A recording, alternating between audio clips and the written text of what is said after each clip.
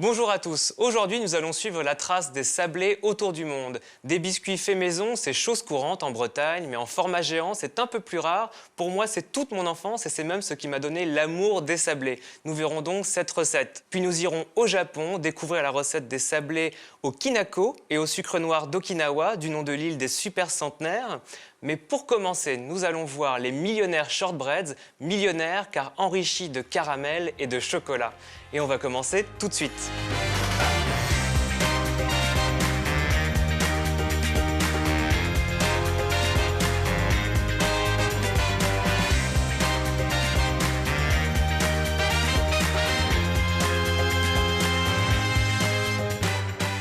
On va commencer par une recette de gâteau tellement riche que les Écossais les appellent les millionnaires shortbreads. Et c'est composé d'une couche de sablé croustillant, surmontée d'un généreux caramel et terminé par une fine couche de chocolat.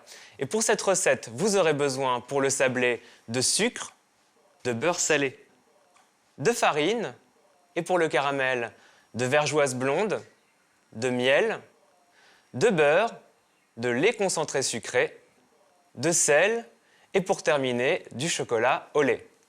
Et pour le sablé, c'est une recette très simple, car les shortbreads, 3 ingrédients dans le sablé, sucre, beurre et farine. Et les proportions, c'est encore plus simple, c'est 1, 2, 3. Une proportion de sucre, 2 de beurre et 3 de farine. Et ça ne change quasiment jamais. Alors si des fois, quelques personnes en Écosse, parce que ce sont des gâteaux écossais, et la capitale des shortbreads, c'est donc Édimbourg. Et là-bas, quelques cuisinières ajoutent de la fécule et remplacent une partie de la farine par de la fécule. Et donc, vous pouvez essayer en essayant avec de la fécule de maïs ou de la fécule de pommes de terre. J'ai essayé avec de la farine, ça marche très bien aussi. Voilà. Alors là, si vous voulez, vous pouvez vous arrêter aux shortbreads. Mais l'intérêt dans cette recette, c'est de faire des millionnaires shortbreads. Et millionnaires, pourquoi? Parce qu'on a donc cette couche de caramel et de chocolat et ça les rend particulièrement riches. Alors, les millionnaires shortbreads sont une invention relativement récente, surtout avec la couche de caramel qui est composée de lait concentré sucré. Mais les shortbreads, eux, existent depuis le XVIe siècle. On le sait car c'est Marie, la reine des Scots, qui avait rapporté la recette de France. Mais il ne faut pas leur dire, sinon ils ne sont pas contents, les Écossais. Mais après, la recette est devenue écossaise à part entière. Donc, tout d'abord, on mélange le beurre et le sucre et on obtient une sorte de crème un peu pâteuse, plutôt une pâte, on va dire. Voilà, il faut bien que le sucre soit bien incorporé dans le beurre. Et on va ensuite ajouter la farine en une fois. Donc là, j'ai pris du beurre demi-sel. Comme ça, c'est encore meilleur. Alors, les shortbreads, quand vous les faites à la maison, si vous faites que des shortbreads, en général, les gâteaux sont cuits assez peu de temps et restent assez blancs, alors que dans les millionnaires shortbreads, on va obtenir un sablé plus coloré et qui sera caché sous la couche de caramel. Mais les shortbreads nature sont souvent moins colorés, plus blancs. Alors voilà, là on mélange. Et comme on ne va pas ajouter ni d'eau ni d'œuf, on peut mélanger, on ne risque pas d'avoir des sablés trop durs de toute façon. Quand j'étais plus jeune, il y avait une grande enseigne britannique à Paris, qui existe de nouveau d'ailleurs. Et j'étais prêt à traverser la capitale pour aller m'acheter les millionnaires shortbreads, parce que je ne savais pas encore les faire à l'époque. Et ça m'a marqué à vie, parce que pour moi, c'est resté vraiment le gâteau de tous les péchés. Voilà, la pâte est quasiment terminée. Ça, c'est pour la première partie de notre recette. Là, on mélange bien jusqu'à avoir une pâte parfaitement amalgamée. Je vais étaler tout ça dans mon moule que j'ai chemisé de papier sulfurisé. Et j'ai fait préchauffer mon four à 180 degrés. Finalement, le plus long dans cette recette, c'est d'étaler la pâte dans le moule, parce qu'il faut l'étaler finement. Ici, un moule de 21 cm sur 21 cm, ce qui nous donne une fine couche de sablé. Donc, à 180 degrés pendant 20 minutes, en surveillant bien, le temps que le gâteau se colore légèrement. Et je vous retrouve tout de suite après pour faire notre caramel qu'on va verser dessus.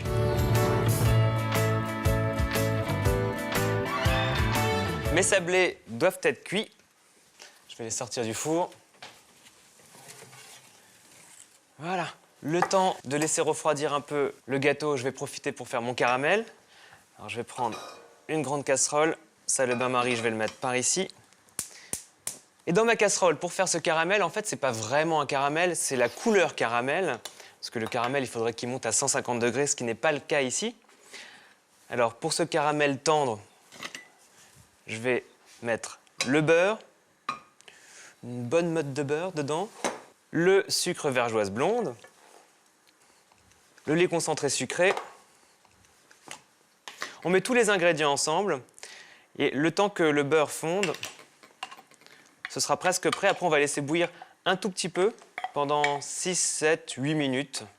Si jamais vous ne laissez pas bouillir assez, le caramel serait trop liquide. On va mettre également du sel, le miel que je vais prendre qui est ici. Alors ce qui plaît le plus aux Écossais, c'est de savoir que les shortbreads et les millionnaires shortbreads plaisent autant aux Anglais. Si vous leur dites ça, alors là, ils sont ravis, ils les trouvent encore meilleurs.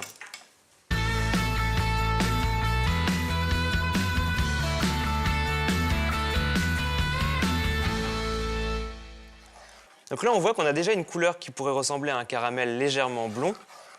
Mais c'est en aucun cas un vrai caramel, encore une fois. Là, on sent l'odeur, ça sent déjà tellement bon. Avec le shortbread qui vient de sortir du four, qui embaume toute la pièce. Je vais porter mon caramel à ébullition, enfin ma sauce à ébullition. Et une fois que ce sera le cas, en mélangeant constamment, surtout pour éviter que ça ne brûle dans le fond de la casserole. Et une fois que ce sera bon, je pourrai le verser sur le sablé. Encore un tout petit peu de cuisson pour ma sauce. En tout cas, faites attention aux effets secondaires de ce gâteau, parce que ça peut vite rendre accro. Et si jamais vous êtes au régime, coupez vite la recette parce que ça va devenir de pire en pire avec le chocolat après. Voilà, ça va être bon. Là, je sens l'odeur du miel qui monte. Les bulles se sont épaissies. Je vais pouvoir verser ça sur mon sablé.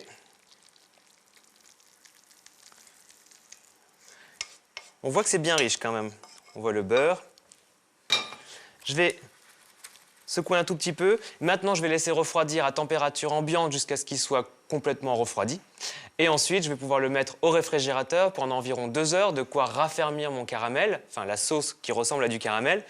Et pendant ce temps, moi, je m'avance maintenant, mais chez vous, vous le faites au moment où c'est refroidi. Mais il y a le chocolat à faire fondre, donc tout simplement au bain-marie ou au four à micro-ondes, en faisant attention parce que le chocolat brûle facilement au micro-ondes. Donc au bain-marie, puis après on versera ça tout à l'heure sur le gâteau. Je vous retrouve tout de suite après avec ma prochaine recette, les sablés géants de mes rêves à la vanille. Mon chocolat a eu le temps de fondre. Voilà. Je vais chercher mes gâteaux qui ont eu le temps de refroidir au réfrigérateur pendant 2-3 heures, le temps de raffermir la sauce caramel. Faites attention à ne pas avoir d'eau si vous faites le bain-marie. C'est pour ça que j'ai mis du papier absorbant sous mon bol. Parce que s'il y a de l'eau dans le chocolat quand il fond, c'est pas un très bon mélange. Ça risque de faire un chocolat qui coagule mal, qui fait des paquets pas très beaux. Voilà, donc là, avec la spatule, je vais étaler ça sur mon caramel. Et comme le caramel est bien froid, ça va se figer relativement vite. Donc il faut faire ça le plus vite possible. Et après, je vais secouer un peu le moule pour pouvoir équilibrer la surface. Comme toujours, je vais tapoter le tout. On dirait qu'il n'y a pas beaucoup de chocolat, mais c'est la bonne quantité pour avoir une fine couche, sinon on en aurait trop. Et on aurait du mal à manger ces millionnaires shortbreads. Voilà. Alors, il faut secouer le moule. C'est le seul moyen de pouvoir avoir un chocolat plutôt lisse. Voilà, on secoue une dernière fois et on met au frais pour 2-3 heures. Et après, on pourra couper les parts du millionnaire shortbread. On va maintenant passer à ma recette de sablé géant de mes rêves au beurre demi-sel et à la vanille. C'est pour moi un souvenir ému de mon enfance. Je vous raconterai pourquoi. Pour cette recette, vous aurez besoin de farine, de sucre, de beurre demi-sel, de fleur de sel, de poudre d'amande, d'œufs, d'une gousse de vanille, d'un jaune d'œuf et encore de l'œuf battu pour dorer la galette avant de la mettre au four. Je vais utiliser mon robot, je vais m'aider avec. Alors dans mon émission, je vous parle souvent de la méthode par sablage. Je vous rappelle ce que c'est quand vous mettez du beurre froid, le sucre, la farine pour faire des pâtes sablées ou des pâtes sucrées. Et vous mélangez le tout pour obtenir quelque chose qui ressemble à du sable. Et à la fin, on ajoute les éléments liquides, l'œuf par exemple. Et ici, on va procéder par l'inverse, la méthode par crémage. Et c'est souvent le cas pour les galettes en Bretagne. Donc là, c'est une galette bretonne parce qu'on met plein de beurre salé à l'intérieur. Et je vais mettre donc les éléments mous, c'est-à-dire le beurre. Alors ici, du beurre à température ambiante et du beurre demi-sel, bien sûr, avec le sucre. Alors cette recette, c'est une recette de galette qui m'a marqué à jamais parce que quand j'étais petit, j'ai grandi près d'une pâtisserie qui proposait ces galettes géantes. Elles étaient vraiment très grandes, grandes comme ça à peu près. Elles étaient dans la vitrine et moi, c'était pour moi le vrai lèche-vitrine. J'étais toujours intéressé par les gâteaux même à l'époque. Et je suis retourné dans cette pâtisserie presque 20 ans plus tard et j'ai demandé à voir le propriétaire et ça avait changé de propriétaire entre les deux. Et j'espérais avoir la recette. Et du coup, c'est ce que j'ai essayé de faire, c'est me rapprocher au plus près de la recette que j'avais connue quand j'étais petit. J'ajoute de la fleur de sel encore. Une gousse de vanille pour le goût. Alors si vous voulez mettre du sucre vanillé, vous pouvez. Si on met une vraie gousse de vanille, on aura la belle vanilline à l'intérieur. Ça donnera en plus un beau visuel à nos sablés. Alors pour cette recette, je vous propose de les faire en version géante, que vous pouvez partager à plusieurs, chose que j'avais du mal à faire quand j'étais plus petit. Pour moi, il fallait que je mange tout. Ou alors, chose plus acceptable, je pouvais le manger en plusieurs fois. Donc la vanille, on peut enlever comme ça avec le pouce, si vous voulez. Moi, j'aime bien parce que c'est exactement la forme de la gousse de vanille. Donc on vient bien récupérer toute la vanilline. Ou alors, plus traditionnellement, avec votre couteau. Voilà, comme ça on récupère bien tout. Comme toujours, faites sécher votre gousse de vanille avant de la mettre dans le sucre, dans un paquet de sucre. La mettez pas tout de suite, sinon ça va apporter de l'humidité au sucre et le sucre va coller ensuite. Donc faites-la bien sécher avant de la mettre dans votre sucre. Ça va apporter un parfum subtil qui parfumera tous vos gâteaux. Je vais ajouter également de la poudre d'amande pour la friabilité de nos sablés. Donc le beurre, le sucre, la poudre d'amande, la vanille et le sel pour obtenir une sorte de crème. Donc c'est pour ça qu'on appelle ça la méthode par crémage.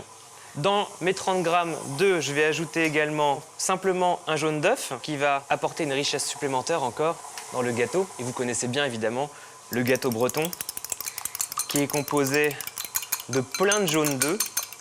Pour ça, souvent, on me demande des recettes à base de jaune d'œufs parce qu'il y a une telle folie sur les macarons, tout le monde utilise des blancs d'œufs, mais ils ne savent plus quoi faire des jaunes. Alors vous pouvez faire des crèmes brûlées, des crèmes glacées et le gâteau basque également, qui est très proche du gâteau breton. Voilà, j'ai obtenu une belle crème et je vais maintenant ajouter mes 30 grammes d'œufs et mon jaune.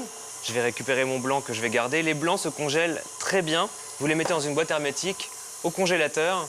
En revanche, les jaunes, c'est plus compliqué. Et ensuite, je vais ajouter ma farine en une fois. Et une fois que ma pâte sera faite, j'arrêterai de mélanger sans insister, car encore une fois, c'est le fait de mélanger trop longtemps qui fait qu'on peut obtenir des pâtes trop dures en cuisson. Donc voilà, je vais arrêter le moteur. Je vais ajouter la farine d'un coup. Et maintenant, je vais remettre à petite vitesse jusqu'à ce que j'ai une pâte homogène. Il faut bien surveiller, il faut bien regarder. Et dès que la pâte commence à se décoller des parois de la cuve, on arrête.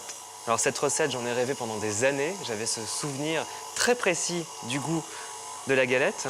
Voilà, là, je peux arrêter. Et il paraît que quand on rêve de cuisine, c'est annonciateur de bonnes nouvelles. Alors moi, la bonne nouvelle, c'est que le lendemain, je mange parce que j'ai tellement faim. La pâte, on voit bien qu'elle se décolle et on voit qu'elle est prête, qu'elle se détache bien de la feuille qui est là. Alors rassurez-vous, à la maison, vous pouvez tout à fait faire cette recette sans robot. En plus, elle est simple à faire parce que vous mélangez donc votre beurre mou, les œufs, le sucre. Avec une cuillère, vous ajoutez votre farine en une fois et vous mélangez sans insister. Je viens bien avec la maryse chercher la farine en bas qui pourrait être coincée. Et là, j'ai une belle pâte. Et je vais maintenant mettre ma pâte au réfrigérateur, évidemment, comme toujours, pour pouvoir l'étaler au rouleau à pâtisserie. Donc je vais séparer en deux. Alors je vais faire 2 boules, à peu près. C'est pas très grave si c'est pas très précis. Et vous aplatissez déjà, comme ça va nous aider avec le rouleau à pâtisserie. Ne faites pas des boules, faites des disques aplatis. Donc un premier disque.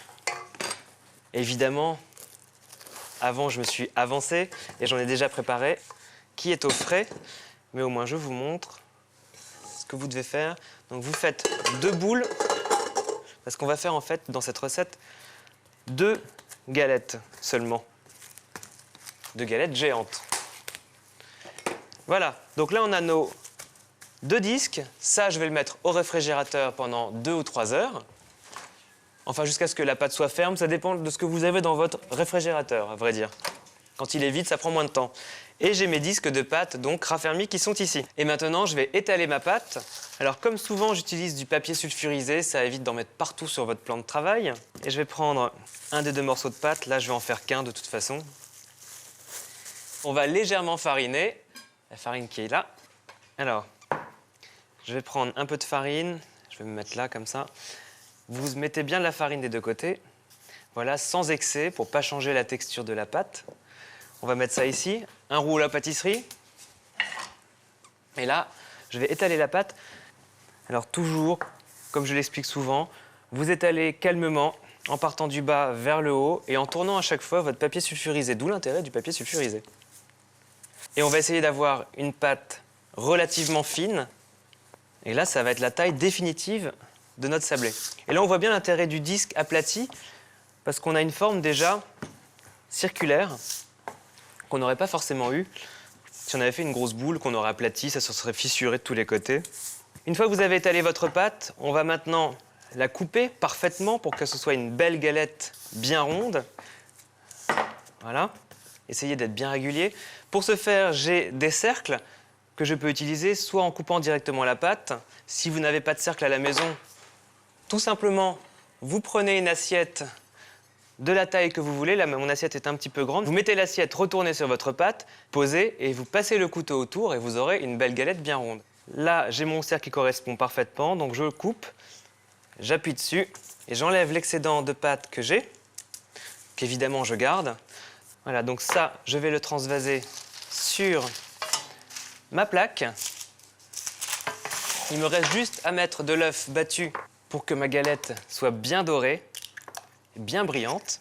Donc un œuf qu'on bat en omelette.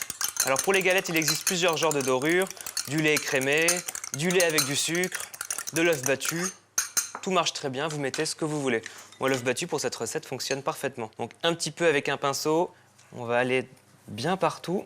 Et là, cette galette géante, soit vous la dévorez seule chez vous, à l'abri des regards, soit vous la servez au dessert avec, par exemple, un sorbet aux fraises au plus gacel, évidemment, avec mes origines bretonnes. Et vous allez voir que vos invités vont applaudir. Voilà. Mon four a été préchauffé à 180 degrés. Je vais la cuire pendant une vingtaine de minutes. Il faut bien regarder à quoi elle ressemble. Il faut qu'elle soit bien dorée. Ensuite, vous la ferez refroidir sur une grille à pâtisserie. Évidemment, vous continuez à faire vos autres galettes. Moi, je vous retrouve tout de suite après avec ma prochaine recette, des sablés au sucre noir d'Okinawa et à la farine de Kinako.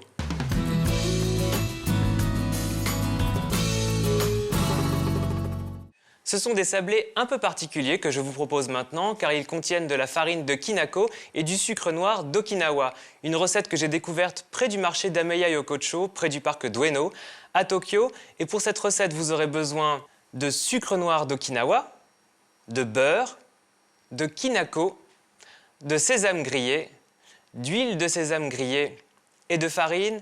Et ensuite, vous aurez besoin de sirop de sucre de canne et à nouveau de Kinako. Alors cette recette est un peu particulière car il y a donc le sucre noir d'Okinawa dedans. Et Okinawa est une île dans le sud du Japon. Et le sucre noir est une des particularités de cette île. On cultive la canne à sucre pour faire ce sirop qui est très parfumé et très riche en oligo-éléments et en vitamines. Alors je vais commencer tout d'abord par mettre mes graines de sésame grillées dans mon petit mixeur. Si vous avez un mortier à la maison, vous pouvez totalement l'utiliser. Donc là, quelques secondes pour bien mixer et bien broyer mes graines. Voilà. Et donc ce sucre a un goût très particulier, mais évidemment, comme c'est pas forcément très simple à trouver, vous pouvez le remplacer avec du sucre de canne complet que vous trouvez dans les boutiques bio. Ou encore, vraiment, si vous voulez, par de la vergeoise brune, ce qu'on appelle la cassonade dans le Nord. Je vais donc mettre les éléments secs dans mon bol comme pour les shortbreads. Les graines de sésame grillées réduites en poudre, le sucre noir d'Okinawa qui a quelques petits grains un peu plus gros que le reste, mais c'est ce qui donnera le charme à nos sablés. La farine de Kinako, alors la farine de Kinako, vous la trouvez en épicerie japonaise ou en épicerie asiatique et c'est une farine de soja grillée, tout simplement, à la saveur très particulière. Je vais ajouter également la farine, classique, et ces sablés, je les avais vus dans une pâtisserie, donc dans le marché d'Ameya Yokocho, pile en face de la station du métro Ueno, qu'on emprunte pour aller se balader dans le parc d'Ueno à Tokyo. C'est une pâtisserie dans laquelle je suis allé pour découvrir les mochi, les daifuku mochi. Et finalement, sur place, j'ai découvert ces petits sablés très particuliers, avec une forme très étrange. On aurait dit des morceaux de bois sculptés par les os et recouverts de farine de Kinako. Et j'ai goûté, et comme à mon habitude, en rentrant chez moi, je me suis mis à faire cette recette.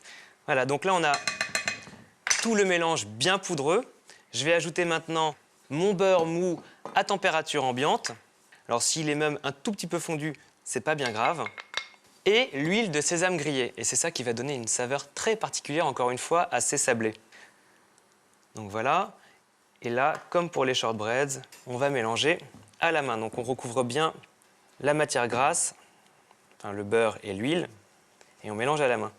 Alors à Okinawa, il y a donc des super centenaires, et des chercheurs se sont demandé pourquoi il y avait tant de personnes qui vivaient si vieux là-bas.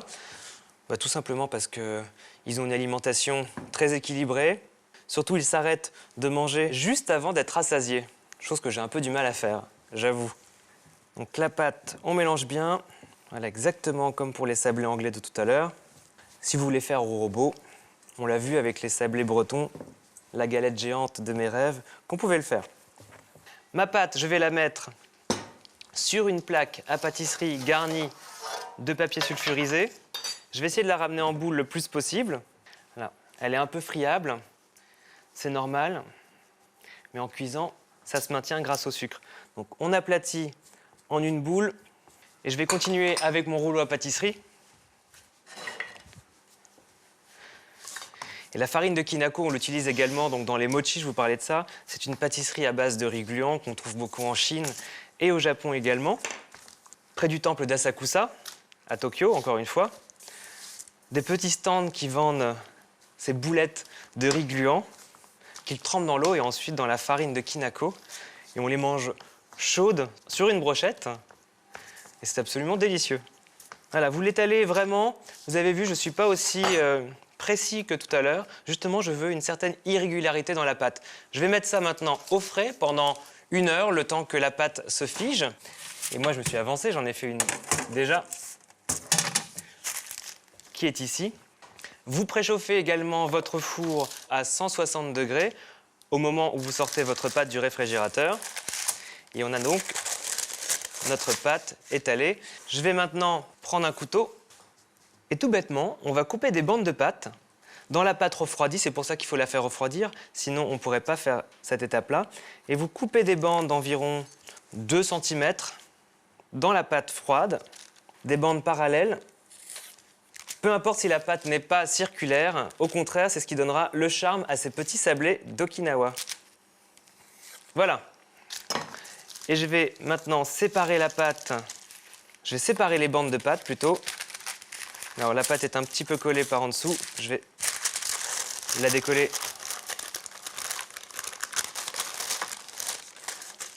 Je vais remettre mon papier. Voilà. Et vous mettez vos bandeaux de pâte séparément, comme ça, vous les espacez un peu sur la plaque garnie de papier sulfurisé. Et on va mettre ça au four, donc préchauffé à 160 degrés pendant une vingtaine de minutes.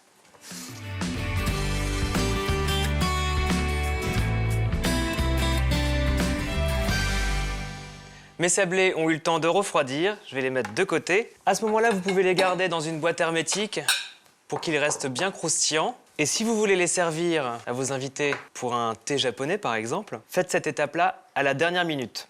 Parce que sinon, ils vont se ramollir légèrement parce qu'on va les tremper dans le sirop de sucre de canne. Donc ça se trouve par contre au supermarché très facilement. Voilà.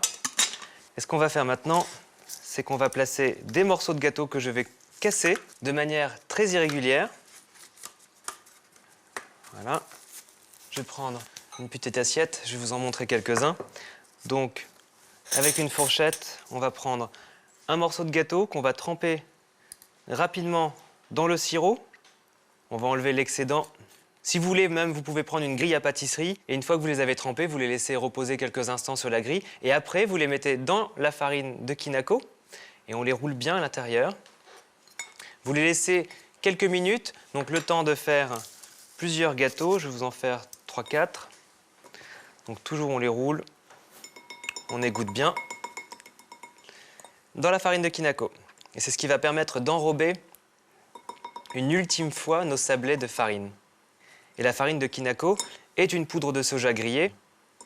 Donc on peut manger évidemment sans avoir besoin de la faire cuire, parce qu'elle l'est déjà. Donc elle est parfaitement digeste.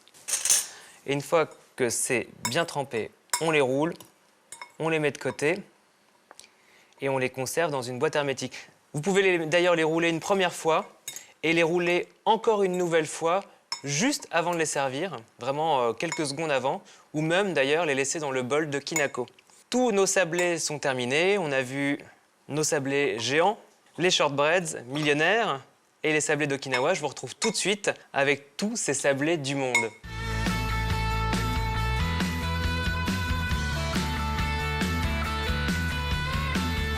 Je suis en train de découper mes parts de millionnaire shortbreads. Alors trempez une lame dans une eau très chaude, on enlève l'eau, et vous faites fondre la surface du chocolat comme ça avec la lame. Et une fois que vous avez percé cette petite couche de chocolat, on arrive au niveau du caramel. Et là, une fois que c'est bon, on peut trancher net pour aller en bas et on a une belle part de millionnaire shortbread. On a terminé notre tour du monde des sablés, de l'Écosse, en passant par Okinawa et en revenant par la Bretagne, les sablés fins bretons au beurre salé et à la vanille, les sablés si mystérieux au sucre d'Okinawa et à la farine de Kinako, et enfin la richesse extrême du biscuit croustillant, du caramel et du chocolat des millionnaires shortbreads. Vous pouvez retrouver toutes mes recettes sur le site de Cuisine Plus, et pour ma part, je vous dis à très bientôt.